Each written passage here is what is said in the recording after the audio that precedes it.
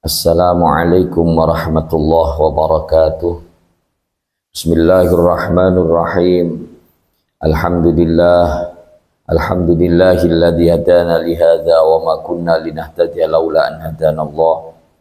Allahumma shalli wa sallim wa barik ala sayyidina wa maulana Muhammad wa ala alihi wa sahbihi wa man tabi'ahum bi ihsanin ila yaumil qiyamah. Amma ba'd. Para pendengar setia rahimakumullah, pada kesempatan ini kami akan membacakan kitab Al-Mabadi'ul Fiqhiyah jilid 3. Semoga apa yang akan kami sajikan ini akan menjadi sesuatu yang barakah, tambahan ilmu yang manfaat bagi diri kita semua biddarain, amin ya rabbal alamin. Insyaallah dalam pembacaan ini kami akan membaca dengan menggunakan tarkib sebagaimana yang dipelajari oleh teman-teman di pesantren, sehingga akan bisa dijadikan sebuah rujukan bagi teman-teman ketika ada kesulitan tentang masalah tarkibnya. Bismillahirrahmanirrahim. Qala al-musannif rahimahullahu ta'ala wa nafa'ana bihi wa bi'ulumihi fi darain amin. Usulul Islami, adapun ini ialah beberapa dasar-dasar Islam. Al-Islamu, adapun Islam, huwa ia al-Islam. Al-inqiyadu, itu tunduk patuh, lima kepada perkara ja'a yang datang, bihi dengan ma siapa Nabi sallallahu alaihi wa alihi wasallam. Sholla, semoga menambahkan rahmat takdim Allah siapa Allah alaihi atas an-nabi wa alihi dan keluarganya an-nabi wasallama, dan semoga menambah keselamatan siapa Allah kepadanya. Tunduk patuh kepada apa yang dibawa datang oleh nabi dengan cara bagaimana? Bittiba'il awamiri, dengan mengikuti beberapa perintah-perintahnya, wajtina bin nawahi, dan menjauhi segala larangan-larangannya. Dalam pembahasan kali ini kita akan membahas tentang masalah dasar-dasar Islam. Terlebih dahulu kita harus mengetahui apakah Islam itu. Islam adalah tunduk patuh kepada apa yang dibawa datang oleh Rasulullah Muhammad sallallahu alaihi wasallam dengan menjalankan segala perintahnya serta menjauhi segala larangan-larangannya. Usulul Islami, adapun beberapa dasar-dasar Islam, arba'atun, itu ada 4. Al-Qur'anu, rupanya Al-Qur'an menjadi badal daripada arba'ah, wal hadisu, dan hadis, wal ijma'u, dan ijma', wal qiyasu, dan qiyas. Yang menjadi dasar di dalam agama Islam itu ada 4 macam, sehingga dengan dasar inilah kita akan menetapkan hukum-hukum di dalam Islam. Apa yang menjadi dasar atau landasan di dalam menetapkan hukum agama Islam? Yang pertama adalah Al-Quran, yang kedua hadis, yang ketiga ijma', dan yang terakhir yaitu qiyas. Inilah keempat hal yang akan menjadi pokok di dalam menetapkan hukum-hukum di dalam ajaran Islam. Baik, mari kita fahami satu persatu daripada definisinya dasar-dasar tersebut. Mulai yang pertama yaitu Al-Quran. Al-Qur'anu, adapun Al-Qur'an, huwa iya Al-Qur'an kitabullahi, itu kitabnya Allah, al-munazzali, yang diturunkan, ala sayyidina Muhammadin, atas Gusti kita Muhammad sallallahu alaihi wasallam, li islahin nasi, untuk membaguskan para manusia, bidinihim, di dalam agamanya annas, wa dunyahum, dan dunianya annas, wa akhiratihim, dan akhiratnya annas. Al-Quran adalah kitab yang diturunkan oleh Allah kepada Nabi Muhammad sallallahu alaihi wasallam dengan fungsi agar manusia menjadi bagus di dalam urusan dunianya, akhiratnya, serta urusan agamanya. Al-hadisu, berikutnya yaitu hadis. Al hadisu adapun hadis, wa iya hadis, aqwalun nabiyyi itu beberapa sabdanya Nabi sallallahu alaihi wasallam, wa a'maluhu dan pekerjaannya Nabi, allati bayyanat yang menjelaskan apa aqwal dan a'mal, ahkamal islami kepada hukum-hukum Islam, wa arsyadat dan menunjukkan apa aqwal dan a'mal an-nasa kepada para manusia ilaiha kepada ahkamul Islam. Berikutnya yaitu hadis. Hadis itu apa? Hadis adalah sabda dan pekerjaan Nabi Muhammad SAW yang menjelaskan tentang masalah hukum-hukum Islam. Sehingga dengan dawuh dan amal atau pekerjaan Nabi tersebut, manusia dapat mengetahui kepada hukum-hukum Islam. Al-ijma'u adapun ijma', huwa iya ijma' ittifaqu mujtahidil ummati, itu kesepakatannya para mujtahidnya umat, ba'da nabiha di dalam setelah nabinya umat Muhammadin rupanya Muhammad sallallahu alaihi wasallam, fi asrin di dalam masa minal a'syari dari beberapa masa, ala ayyi amrin atas mananya perkara, karena ada apa amr. Berikutnya yaitu tentang ijma'. Apakah ijma' tersebut? Ijma' adalah kesepakatannya orang-orang yang ahli ijtihadnya dari umat manusia setelah tidak adanya Rasulullah Muhammad SAW, baik pada masa yang mana saja dan atas berbagai macam perkara. Jadi setelah Rasulullah, maka nanti banyak sekali hukum-hukum yang tidak secara eksplisit dijelaskan dengan jelas di dalam Al-Quran ataupun hadis, maka ketetapan untuk menentukan hukum tersebut, maka diantaranya yaitu dengan ijma' atau kesepakatan para ulama yang memang benar-benar membidangi di dalam hal ilmu fikih, atau yang kita kenal dengan para mujtahid. Dasar hukum yang berikutnya atau yang terakhir yaitu qiyas.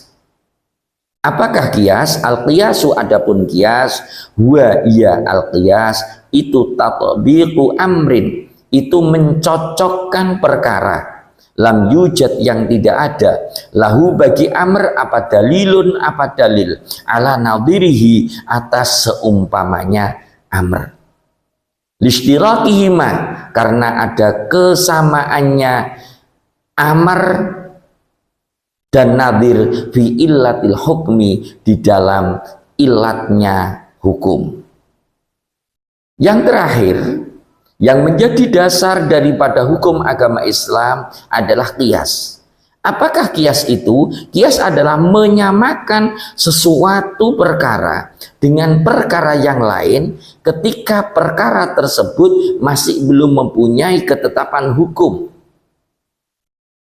Sehingga perkara atau sesuatu yang masih belum mempunyai kesamaan hukum tersebut disamakan dengan sesuatu perkara yang lain yang mempunyai ketetapan hukum yang sudah tepat, karena adanya sebuah kesamaan antara perkara yang sudah tetap hukumnya dengan perkara yang masih belum ditetapkan hukumnya. Mungkin boleh saya sebutkan sebuah contoh daripada qiyas, yaitu sebagaimana mengkiaskan antaranya beras dengan kurma. Di dalam setiap hadisnya Rasulullah tidak pernah menyebutkan tentang masalah beras, akan tetapi yang disebutkan adalah kurma. Sehingga untuk menentukan bagaimanakah hukumnya seseorang di dalam mengeluarkan zakat fitrah seandainya, apakah orang Indonesia akan mengeluarkan zakat fitrah dengan beras atau dirinya akan mengeluarkan zakat fitrah dengan kurma, maka ditetapkan di situ bahwasanya karena antaranya beras dan kurma mempunyai kecocokan, yaitu sama-sama menjadi makanan pokok, maka hukumnya beras akhirnya disamakan dengan hukumnya kurma di dalam ketentuan-ketentuan yang harus dipenuhi, yakni di dalam mengeluarkan zakatnya, di dalam cukupnya untuk dipakai sebagai apa? Mengeluarkan zakat fitrah. Para pemirsa yang kami hormati, selanjutnya kita akan membahas tentang masalah hukum-hukum di dalam Islam. Ahkamul Islami, adapun ini ialah beberapa hukum Islam. Ahkamul Islami, adapun beberapa hukum Islam, khamsatun itu ada 6. Al-fardu, yang pertama fardu, wasunnatu dan sunnah, wal haramu dan haram, wal makruhu dan makruh, wal mubahu dan mubah. Hukum di dalam ajaran agama Islam ada 5. Yang pertama fardu, yang kedua sunnah, yang ketiga haram, yang keempat makruh, dan yang terakhir adalah mubah. Berikutnya kita akan membahas secara terperinci daripada masing-masing hukum tersebut. Al-fardu, adapun fardu, wa iya fardu ma itu perkara, yusabu yang diganjar, fa'iluhu siapa orang yang melakukan ma, wa yu'aqabu dan disiksa siapa tarikuhu siapa orang yang meninggalkan ma.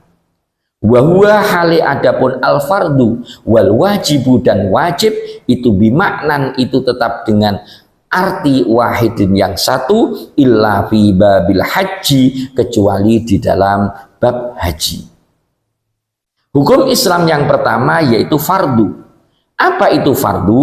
Fardu adalah sesuatu yang apabila ada seseorang mengerjakannya, maka seseorang itu akan mendapatkan pahala. Dan apabila ada seseorang meninggalkannya atau tidak melakukannya, maka seseorang tersebut akan mendapatkan siksa. Dan perlu diketahui bahwasanya fardu dengan wajib itu adalah satu arti. Kecuali di dalam bab haji nanti ada furudul haji, ada wajibul haji juga ada yang menggunakan ketentuan-ketentuan yang berbeda. Sedangkan di dalam hal selain bab haji, maka fardu dan haji itu adalah satu arti. As-sunnatu, hukum Islam yang kedua yaitu sunnah. As-sunnatu adapun sunnah, huwa iya sunnah ma itu perkara yusabu yang diganjar siapa fa'iluha, siapa orang yang melakukan ma, wala yu'aqabu dan tidak disiksa tarikuha siapa orang yang meninggalkan ma. Wahiyya hali adapun as-sunnah wal mandubu dan mandub wal mustahabbu dan mustahab bimaknan itu tetap dengan satu arti atau bimaknan itu tetap dengan arti wahidin yang satu. Hukum Islam yang kedua yaitu sunnah. Apa itu sunnah? Sunnah adalah sesuatu yang apabila seseorang mengerjakannya maka dirinya akan mendapatkan pahala, dan apabila seseorang tidak mengerjakannya maka dirinya tidak akan mendapatkan siksa. Yang mana sunnah dengan mandub dengan mustahab ini artinya sama. Al-haramu, hukum Islam yang selanjutnya yaitu haram. Al-haramu adapun haram, huwa iya haram ma itu perkara yusabu yang diganjar siapa tariku, siapa orang yang meninggalkannya, wa yu'aqabu dan disiksa siapa fa'iluhu, siapa orang yang melakukan ma.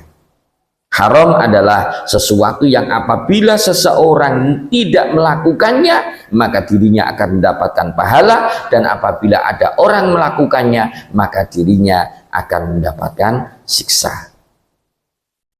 Berikutnya al-makruhu.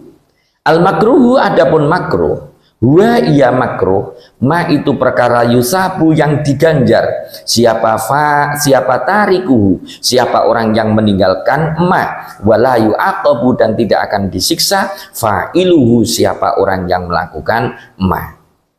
Hukum Islam yang selanjutnya yaitu makruh. Apa itu makruh? Makruh adalah sesuatu yang apabila seseorang tidak melakukannya maka dirinya akan mendapatkan pahala, dan apabila seseorang melakukannya maka dirinya tidak akan mendapatkan siksa. Hukum Islam yang terakhir yaitu mubah. Al-mubahu adapun mubah, huwa iya mubah ma itu perkara la yusabu yang tidak diganjar siapa fa'iluhu, siapa orang yang melakukan ma, wala yu'aqabu dan tidak akan disiksa tarikuhu, siapa orang yang meninggalkan ma. Hukum yang terakhir yaitu mubah. Apa itu mubah? Mubah adalah sesuatu yang apabila seseorang melakukannya dirinya tidak akan mendapatkan pahala, ketika seseorang tidak melakukannya juga tidak akan mendapatkan siksa. Aqsamul fardhi. Berikutnya kita akan membahas tentang pembagian fardu. Aqsamul fardhi adapun beberapa bagiannya fardu. Al-fardu qismani, adapun fardu qismani itu ada dua bagian. Fardu ainin rupanya fardu ain, wa fardu kifayatin dan fardu kifayah. Jadi fardu atau yang searti dengan fardu yang kita sebut dengan wajib adalah ada dua macam, ada fardu ain, ada fardu kifayah. Apa itu fardu ain dan fardu kifayah? Ini penjelasannya. Fardul aini, adapun fardu ain, huwa iya fardu ain, al wajibu itu perkara wajib, ala kulli mukallafin atas setiap orang mukallaf, apa fi'luhu apa melakukan fardu atau wajib. Wa idza fa'ala dan di dalam ketika melakukan hu kepada al wajib siapa al ba'du siapa sebagian la yasqutu maka tidak akan gugur apa al wajib anil baqina dari sisanya orang mukallaf tersebut. Jadi fardu ain adalah kewajiban yang harus dilakukan oleh setiap orang mukallaf.